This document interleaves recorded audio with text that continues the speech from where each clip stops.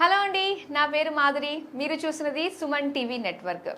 Inter pass అయిన ప్రతి పిల్లలు వాళ్ళ తల్లిదండ్రులు ఆలోచించేది ఒకటే, నెక్స్ట్ ఏంటి.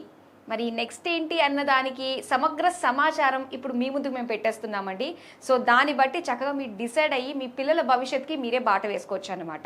మరి ప్రస్తుతానికైతే మనతో పాటు ఉన్నారు 6 డిగ్రీలు, 10 పీజీలు, 2 పీహెచ్డీలు, అలానే 18 ప్రపంచ స్థాయి రికార్డులు అందుకున్న మేనేజ్మెంట్ గురు, విద్యావేత్త, doctor Narayana group of institutions chairman doctor Narayana గారు మనతో ఉన్నారు. సో ఆయన అడిగి చాలా డౌట్స్ ఉన్నాయి కదా, అవన్నీ కూడా క్లారిఫై చేసుకునే ప్రయత్నం అయితే చేద్దాం.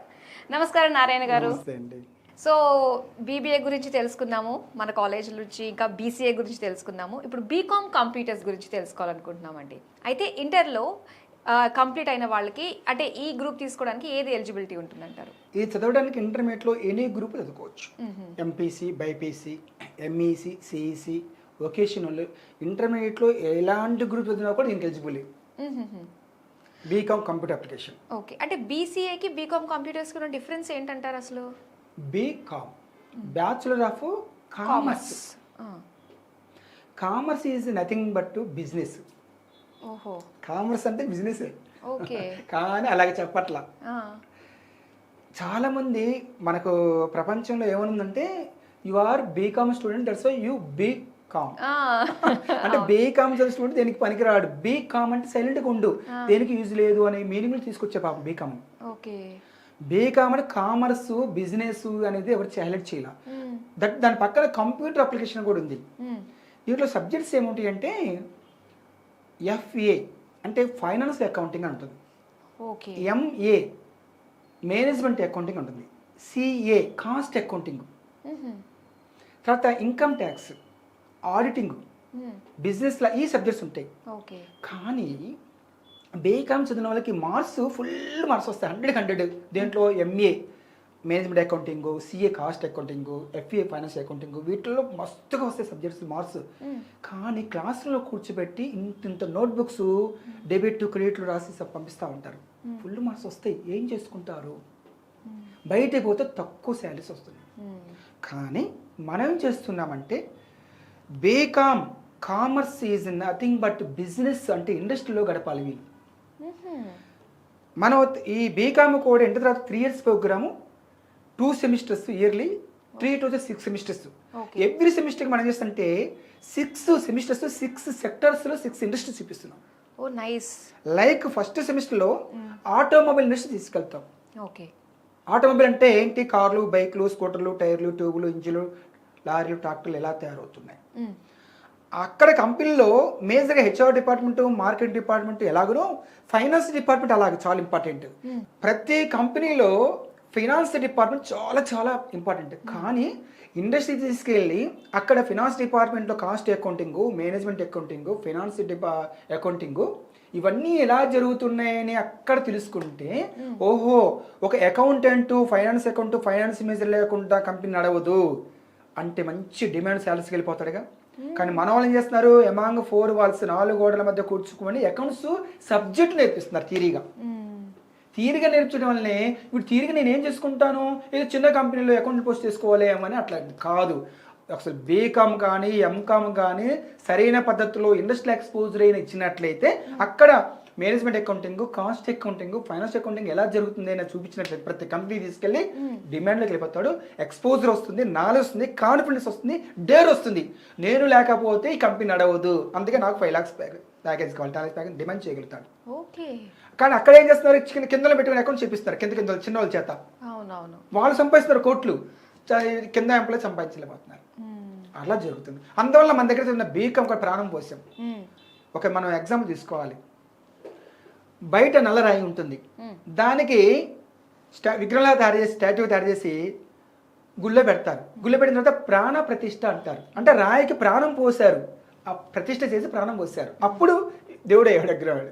అలాగనే ఈ బీకామ్ డిగ్రీ కంప్యూటర్ అప్లికేషన్ కానివ్వండి, బీసీఏ కానివ్వండి, బీబీఏ దగ్గర మన ఐక్రెడ్ బిజినెస్ స్కూల్లో ప్రాణం లేని వాటికి కూడా ప్రాణం పోసిన కోర్సుకి ఎలాగా ఇండస్ట్రీకి తీసుకెళ్ళి ప్రాక్టికల్ ఎక్స్పోజర్ ఇస్తూ, ఇండస్ట్రియల్ ఎక్స్పోజర్ ఇస్తూ, కాశ్మీర్ టు కన్యాకుమారికి ఏ స్టేట్లో ఎలాంటి ఇండస్ట్రీస్ ఉన్నాయి, ఓకే. టెక్స్టైల్ ఇండస్ట్రీస్ ఎక్కడ ఉన్నవి, ఇండస్ట్రియల్ ఎక్స్పోజర్ ఆటోమొబైల్ ఇండస్ట్రీస్ ఎక్కడ ఉన్నవి, ఫార్మా ఇండస్ట్రీస్ ఎక్కడ ఉన్నవి, ఫుడ్ ప్రాసెస్ ఇండస్ట్రీస్ ఎక్కడెక్కడ ఏ రాష్ట్రాల్లో ఉన్నవి, బ్యావరేజ్ ఇండస్ట్రీస్ ఎక్కడెక్కడ ఉన్నవి, ఎఫ్ఎంసీజీ ఇండస్ట్రీస్ ఎక్కడ ఉన్నాయి, లెదర్ ఇండస్ట్రీస్ ఎక్కడ ఉన్నవి, మొత్తం కంట్రీ బయటకి అనాలిసిస్ వస్తుందిగా.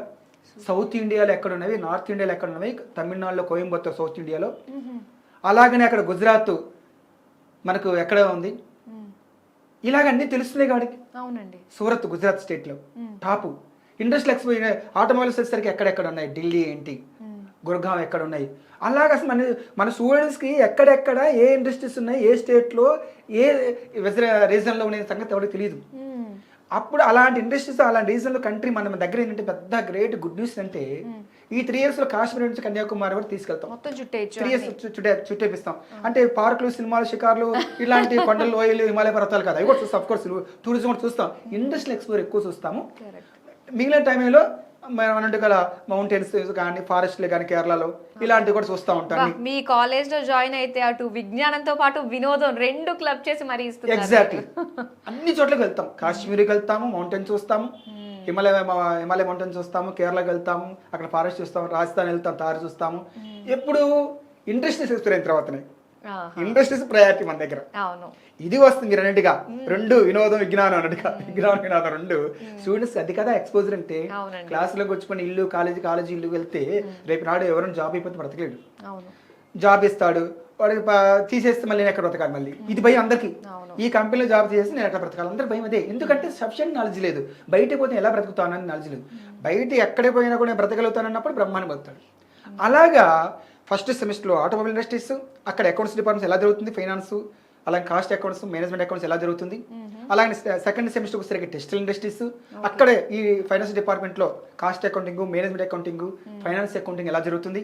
అలాగే థర్డ్ సెమిస్టర్లో ఫార్మా ఇండస్ట్రీస్, ఫార్మాలో ఎలా జరుగుతుంది ఈ డిపార్ట్మెంట్ మొత్తం, ఫైనాన్స్ అకౌంట్స్ మొత్తం. ఫోర్త్ వచ్చేసరికి ఫుడ్ ప్రాసెసింగ్ ఇండస్ట్రీస్, ఫుడ్ ప్రతి ఏ కంపెనీ తీసుకున్నా కూడా అకౌంట్స్ లేకుండా జరుగుతుందా? అసలు ఛాన్సే లేదు, జరగడానికి లేదు, జరగడానికి వెళ్ళే అవకాశం లేదు. ఎన్ని కోట్లు వస్తున్నవి, ఎంత ఖర్చు పెడతాం, దేన్ని ఖర్చు పెడతాం, మొత్తం జరగాల్సిందే కదా.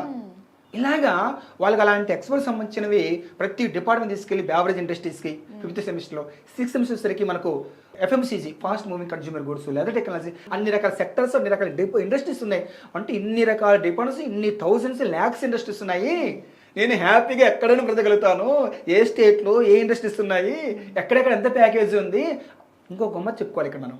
ఏంటంటే సీక్రెట్, ఎవరికి తెలియని సీక్రెట్ అంటే నెట్వర్కింగ్ ఈజ్ నెట్వర్క్. అంటే అంతమంది ఆంట్రప్రెన్యూర్స్, బిజినెస్ మ్యాన్స్ మనం కల్పిస్తున్నాం.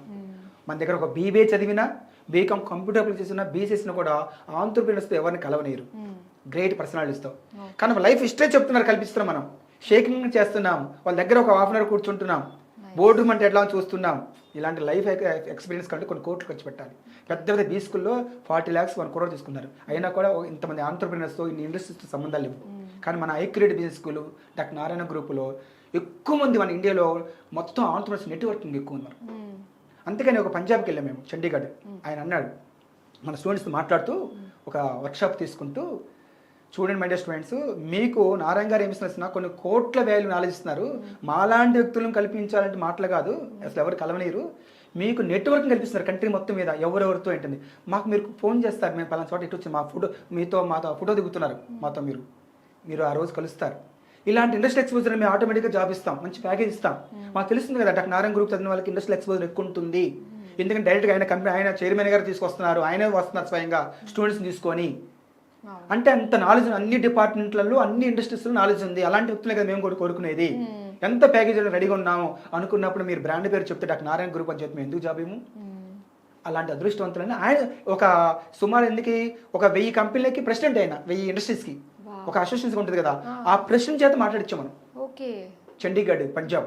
వీళ్ళకి మంచి ఇన్స్పిరేషన్ గా అనిపిస్తుంది పిల్లలకు కూడా. అంతే కదా, ఒక 1000 కంపెనీలకి ప్రెసిడెంట్ మాట్లాడిందంటే ఆయన స్వయంగా ఇంత నాలెడ్జ్ అంటే, ఎస్ మేము చదువుతుండే రియలిస్టిక్ ఎడ్యుకేషను, రియాలిటీ దగ్గర ఎడ్యుకేషను అనేసి వాళ్ళకి హ్యాపీనెస్ వచ్చిందిగా.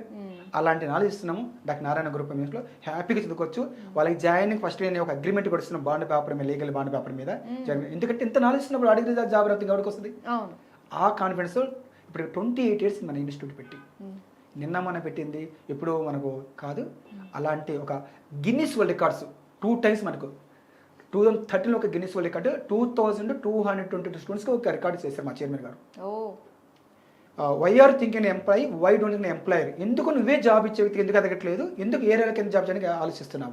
హా. మళ్ళీ రెండో రికార్డు 2017 జనవరి 17న 5000 స్టూడెంట్స్కి ఒకే రోజు 5 ఎకరాస్లో, అదొక రెండో గిన్నిస్ వరల్డ్ రికార్డు. అలాంటి ఒక ఆంటర్ప్రినర్షిప్ మీద గిన్నిస్ వరల్డ్ రికార్డు చేశారు. ఓకే ఆ వ్యక్తి దగ్గర చదువుతున్నాం, అలాంటి అండర్ డైనమిక్ పర్సన్ దగ్గర చదువుతున్నాం. ఓకే అంటే రియలిస్టిక్ ఎక్స్పోజర్. అందువలన మరి పేరెంట్స్ ఒక బీబీ చదవాలన్నా, ఒక బీకామ్ కంప్యూటర్ అప్లికేషన్ చదవాలన్నా, బీసీ చదవాలన్నా కూడా ఐక్రెడ్ బిజినెస్ చూస్ చేసుకున్నట్లయితే ఏమాత్రం లేకుండా ఒక ఇండస్ట్రియల్ ఎక్స్పోజర్తో మంచి కంప్లీట్ నాలెడ్జ్ బయటకు వస్తాడు, మంచి శక్తిగా ఎదుగుతాడు. ఎస్ అండి, మీరు చెప్తుంటేనే చాలా ఇన్స్పిరేషన్గా అనిపిస్తుంది కదా ప్రతి ఒక్కళ్ళకి కూడా. సో మీరు వేసిన బాట ప్రతి ఒక్కళ్ళు కూడా చక్కగా యూటిలైజ్ చేసుకుని పేరెంట్స్ అందరూ కూడా ఒక మంచి డెసిషన్కి వస్తారని చెప్పేసి మీ మాటల్లో మాకు అర్థమవుతుంది. ఇంత చక్కగా మా అందరికీ మంచి ఇన్ఫర్మేషన్ అందించినందుకు thank you so much. Thanks so much.